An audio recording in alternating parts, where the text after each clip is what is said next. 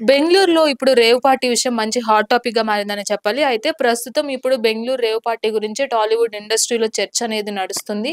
దీంట్లో పెద్ద పెద్ద వాళ్ళు కూడా ఉన్నారు అనే ఇంతవరకు తెలుస్తూనే ఉంది. అయితే అందులో మెయిన్‌గా టాలీవుడ్ ఇండస్ట్రీ నుంచి ఉంది. ఎవరైతే ఉన్నారో హేమ అనేది ముఖ్యమైన వ్యక్తి అనే చెప్పాలి. ఎందుకంటే హేమ బెంగుళూరు రేవ్ పార్టీకి అటెండ్ అయిన టైంలో ఎయిర్‌పోర్ట్‌లో కూడా తన సొంత పేరుతో కాకుండా వేరే నేమ్‌తో టికెట్లు తీసుకోవడం గాని, అక్కడి నుంచి బెంగుళూరు చేరుకోవడం గాని జరిగింది. అయితే సుమారు అక్కడ 150కి మంది పైగా రేవ్ పార్టీలో పాల్గొన్నారని తెలిసింది. అందులో 100 మందికి పైగా హేమ ద్వారానే వెళ్ళినట్లుగా కూడా తెలుస్తుంది. అయితే రేవ్ పార్టీ అనేది ఒక ఎత్తైతే, రేవ్ పార్టీలో వాళ్ళు ఉపయోగించిన డ్రగ్స్ ఏవైతే ఉన్నాయో అధిక మొత్తంలో బెంగుళూరు పోలీసులు హ్యాండ్ ఓవర్ చేసుకున్నారు.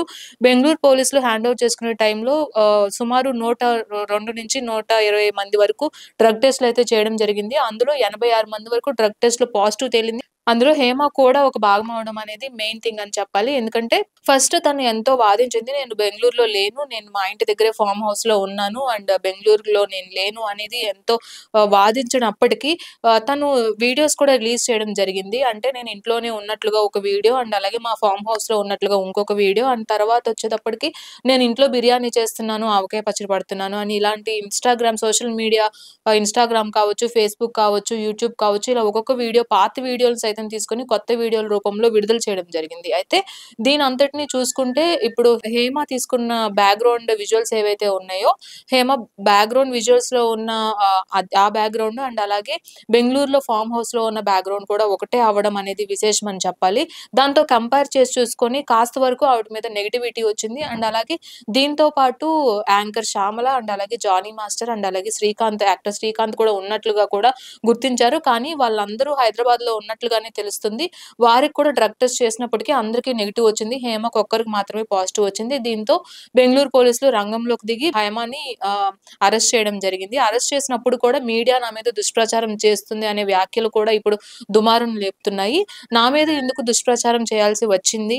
నేను ఎలాంటి తప్పు చేయలేదు. డ్రగ్స్ కూడా నేను తీసుకోలేదు. ఖచ్చితంగా ఈ డ్రగ్స్ అనేవి తీసుకున్నారని నా మీద అసత్య ఆరోపణ చేస్తున్నారు అని కూడా చెప్తున్నారు. అండ్ అలాగే టాలీవుడ్‌లో ఎవరైతే హేమకి యాంటీగా ఉన్నారో 'కరాటే కళ్యాణి' కావచ్చు, మిగతా ఎవరైనా కావచ్చు ముందుకు వచ్చి ఖచ్చితంగా హేమ రేవ్ పార్టీలు నిర్వహిస్తది. ప్రతి సంవత్సరం కూడా అలాగే 6 నెలలకొకసారి రేవ్ పార్టీలు నిర్వహించి ఇక్కడి నుంచి కొంతమంది ఇన్‌ఫ్లుయెన్సర్స్‌ని, అమ్మాయిల్ని ఎవరైతే ఉన్నారో అంటే ఇండస్ట్రీలోకి రావాలి అనే ఆలోచనలతో, యాంగ్జైటీతో ఎవరైతే ఉన్నారో ప్యాషన్‌తో అలాంటి వ్యక్తులని చిన్న చిన్న వాళ్ళని తీసుకొని మీకు అవకాశాలు ఇప్పిస్తాను అనే నెపంతో ఇలాంటి రేవ్ పార్టీలకి తీసుకెళ్ళి డ్రగ్స్ అలవాటు చేసి అండ్ అలాగే అవకాశాలు ఇప్పిస్తారని మోసం కూడా చేస్తారు అనే కొన్ని ఆరోపణలు కూడా వచ్చాయి. దీంతో యాంటీగా ఉన్న వాళ్ళు కూడా మా అసోసియేషన్‌కి ఫిర్యాదు చేయడం జరిగింది.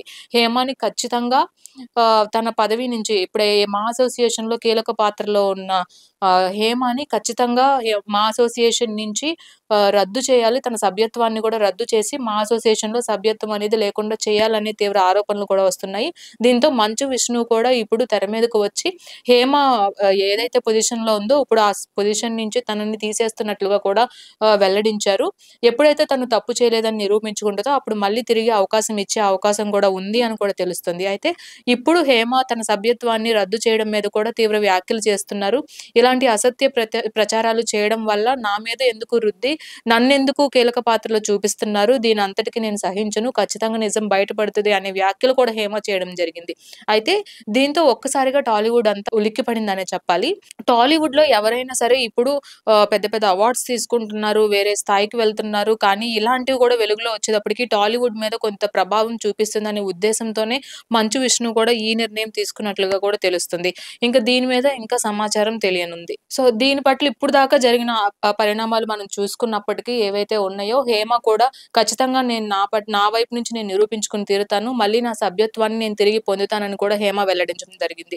అయితే ఇది ఎంతవరకు తీసుకువెళ్తుంది అనేది ఇంకా వేచి చూడాల్సి ఉంది. కొంతవరకు సమాచారం అయితే మనకు అందిన దాని ప్రకారం ఇంకా హేమ మా అసోసియేషన్‌తో కొనసాగే అవకాశం లేదు అనే చెప్తున్నారు. ఇంకా దీనిపైన ఇంకా మనకి తెలియాల్సి ఉంది. సో, ఇది ఈ రోజుటి స్పెషల్ స్టోరీ. కెమెరా పర్సన్ తరుణ్‌తో రాణి, ఇండియా నెక్స్ట్.